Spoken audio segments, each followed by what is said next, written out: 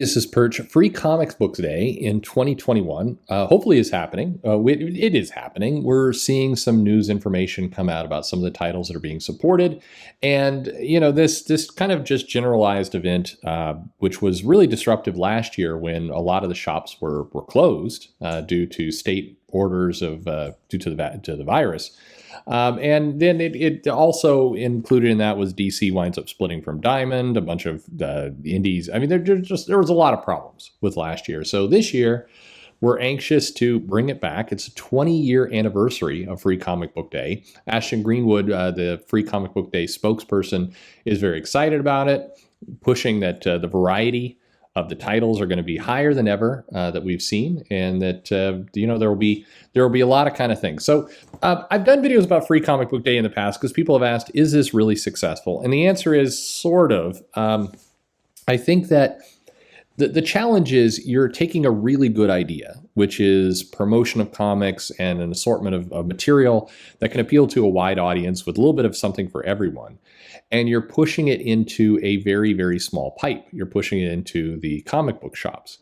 And unfortunately, without a lot of extra marketing, which, it becomes like a special interest story on the news, but more and more people are just getting their news directly from online sources or from streaming kind of services or other things. So the challenge is you've got to get people aware that a Free Comic Book Day is even going on. And unless they're already visiting the comic shop, it has a limited appeal. It would be better if the Free Comic Book Day was also something that could be pushed into other venues like libraries or schools or grocery store. I don't even know how that would work with a grocery store, but basically, if Free Comic Book Day was getting distributed other places, then it could be a hook and a draw to bring people into the shops.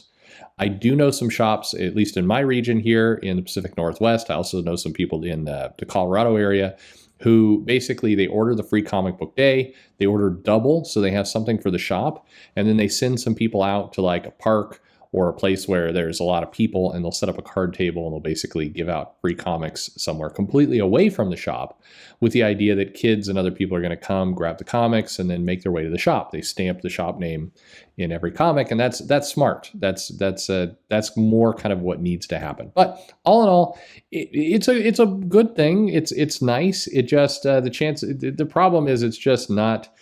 It needs more exposure. So this year, we're looking at August 14th, 2021 for Free Comic Book Day. And we've got a large number of titles. Now, the other kind of elephant in the room here, which is being reported on a bunch of news sites, but a little bit dodgy how they're reporting this, is they're saying, DC is notably absent. Where is DC? Are they not supporting free comics? Well, DC has stated that they are supporting Free Comic Book Day, that they will do something for it. Since Free Comic Book Day is August 14th, we're still technically 2 months away from any kind of solicitation activity that would include that month. So it's not too early. In fact, the earlier the better to plan this stuff out. But it's not this gaping secret nightmare that we haven't heard from DC yet. It typically, when we hear about Free Comic Book Day, it's late February, early March. For May, it's been late in years past, and you can go look that up. So now we're talking about August, so it's not shocking. The other piece is Free Comic Book Day, and that entire organization is very tied to Diamond. Diamond supplies it.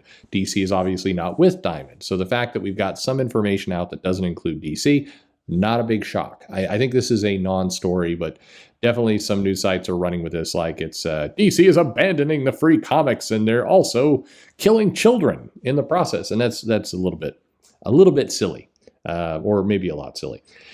Anyway, let's take a look at some of these titles that are coming in.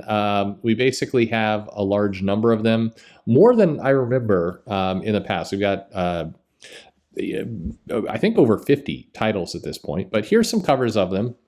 We will get Avengers Spider-Man #1. We'll get Star Wars The High Republic, Edge of Balance, and Guardians of the Whills by Viz. Avatar, Last Airbender, Legends of Korra by Dark Horse, Life is Strange by Titan Comics, Sonic the Hedgehog, the 30th Anniversary by IDW, Street Fighter, Back to School Special #1 by Udon, Valiant Uprising by Valiant. Valiant tries to kind of get people to remember what's going on at their company. Just Beyond by Boom Studios. The Boys, Herogasm, which is a reprint from Dynamite. 10 Tons of Fun from 10 Tons Press, which is going to include fun, I hear. Space Pirate Captain Harlock by Ablaze. Trace Unreported Murders by Ablaze. That's an interesting title. World of Zorro, #1. When will Sean Murphy draw World of Zorro? Black Calexit by Black Mast Studios. Trailer Park Boys by Devil's Due Comics. Vampirella #1 by Dynamite Entertainment. Red Room by Fantagraphic Books. That's got Ed Piscor attached to it. The Overstreet Guide to Collecting Comics, which is kind of boggles my mind that that's even a thing anymore, but okay.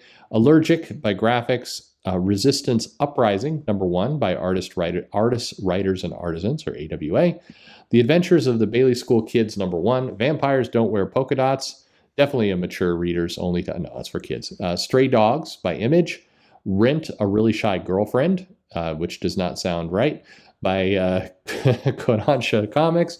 Bountiful Garden #1 by Mad Cave Studios. Should be Vexstar.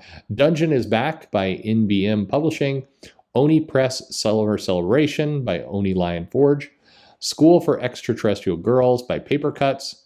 The Smurfs Tales by Paper Cuts. All-Star Judge Dredd by Rebellion. White Ash by Scout. Fun Girl Tales of a Grown-Up Nothing by Silver Sprocket. Gloomhaven, A Hole in the Wall by Source Point. On Tyranny, graphic edition by 10 Speed Press. The Unfinished Corner by Vault. Vampire the Masquerade by Vault. The Last Kids on Earth. Thrilling Tales from the Treehouse by Viking. Kyle's Little Sister by Yin. Solo Leveling by Yin. And then there's also from Marvel, there is a Hulk Venom comic. There is Lady Mechanica from Image. There's Enter the House of Slaughter by Boom. Star Wars The High Republic Adventures, a different title by IDW. Critical Role and The Witcher by Dark Horse. We Live, The Unknown Journey by Aftershock, which would be awesome. I assume that is a reprint, but it still is awesome. Zom 100 by Viz. Investigators, Ants in Our Pants by Macmillan. Archie, Past, Present, and Future, fun by Archie. Who Sparked the Montgomery Bus Boycott by Penguin. Blade Runner One Shot by Titan. And Assassin's Creed Valhalla and Destiny by Tokyo Pop. So quite a number of titles there. That this is a lot more than I remember them putting together, but that's okay. A lot of comics, a lot of material. I do love how Marvel basically they either deliver no cover or they deliver this this black cover with the Marvel logo on it. It's like here's what you got. A couple Netflix titles in here. Definitely, I will say, if the goal was to provide a large variety of different types of content, they have achieved.